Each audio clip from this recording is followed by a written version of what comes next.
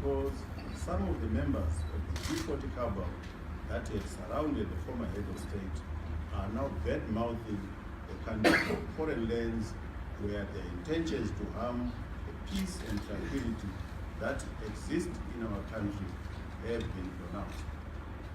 It is therefore the duty of every Zimbabwean to ensure that these malcontents and saboteurs and others of like mind are not allowed to succeed. Today, as the Defense Forces hand over all normal day-to-day policing duties to the Zimbabwe Republic Police, we urge all our citizens to allow for a smooth transition. Members of the public are urged to respect, support, and cooperate with the police as they execute their constitutional mandate.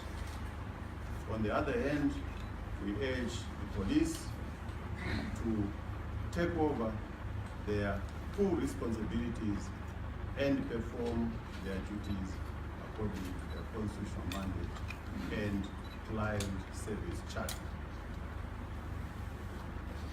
As I conclude this statement, which I make on behalf of all the defense and security services of our country, I want to once again thank all our citizens and salute them for their resilience, which has gotten us to where we are today as a nation, despite the many challenges that we have faced.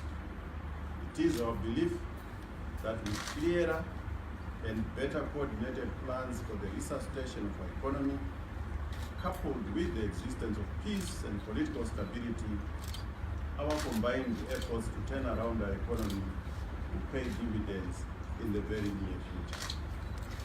Further, as we prepare for the elections in 2018, it is our wish that the campaigning and the voting itself on the day takes place in an environment of peace and tranquility.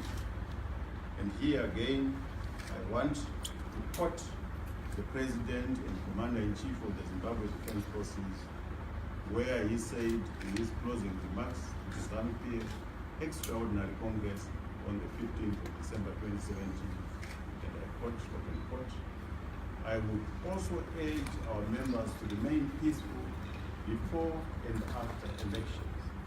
We do not condone any acts of violence." Unquote. Let us all work for a peaceful and prosperous Zimbabwe. Thank you, Zimbabwe, and I want to wish you all a Merry Christmas and